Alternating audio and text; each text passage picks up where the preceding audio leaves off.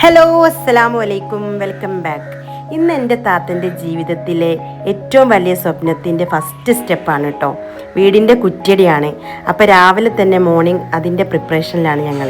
എന്താ എനിക്ക് പരിപാടി?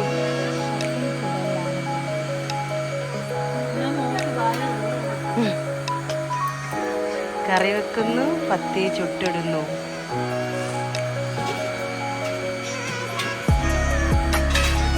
മോളെ, നിനക്കെന്താ പ്രശ്നം? വിശക്കേ?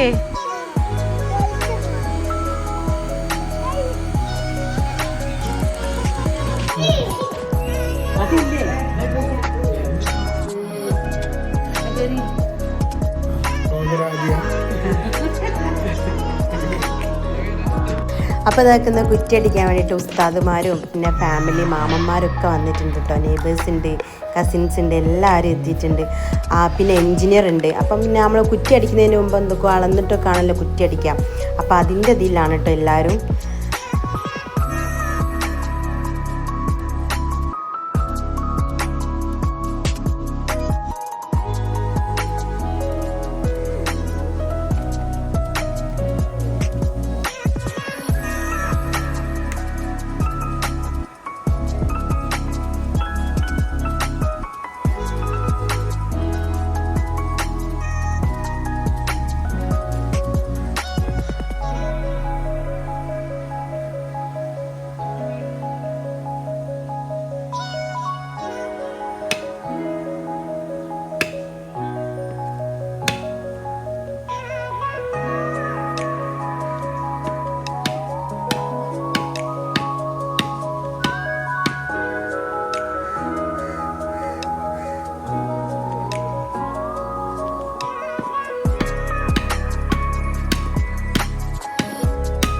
കുറ്റി അടിച്ച് കഴിഞ്ഞാൽ പിന്നെ ഉസ്താദ് ദ്വാരക്കാണ് കേട്ടോ.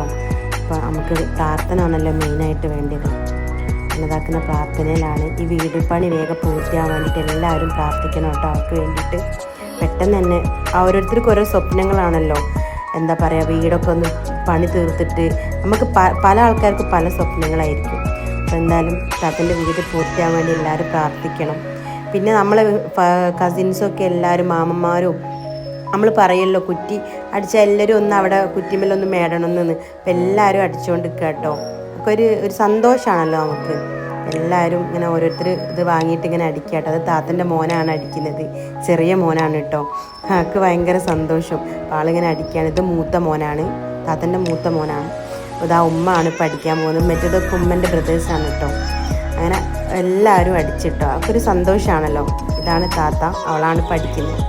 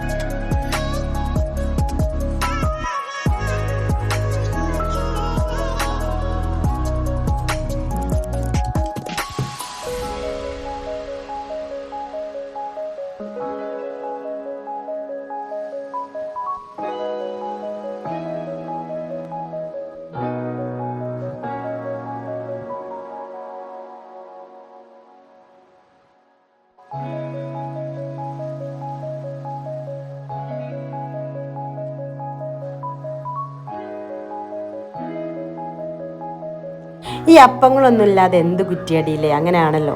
ഇതാണ് ഇന്നത്തെ കടിയും ചാഴയും.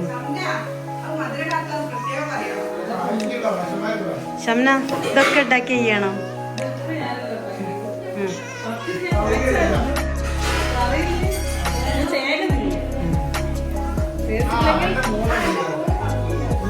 ഓരോരുത്തർ ഇങ്ങനെ വന്നുകൊണ്ടിരിക്കുന്നുണ്ട് കേട്ടോ. ആണുങ്ങളൊക്കെ ഫുഡ് കഴിച്ച് കഴിഞ്ഞ് ഇനി ഉപ്പയും അളിയനും മാത്രമേ കഴിക്കാനുണ്ടായിരുന്നു. ഇപ്പോൾ ഇതാക്കണം ഞങ്ങളെല്ലാവരും ഇരുന്നിട്ടുണ്ട് കേട്ടോ. അപ്പോൾ എല്ലാവരും അവർക്ക് വേണ്ടിയിട്ട് പ്രാർത്ഥിക്കണം. ഈ വീഡിയോ ഇഷ്ടമായാൽ ലൈക്ക് ചെയ്യുക, ഷെയർ ചെയ്യുക, സബ്സ്ക്രൈബ് ചെയ്യുക.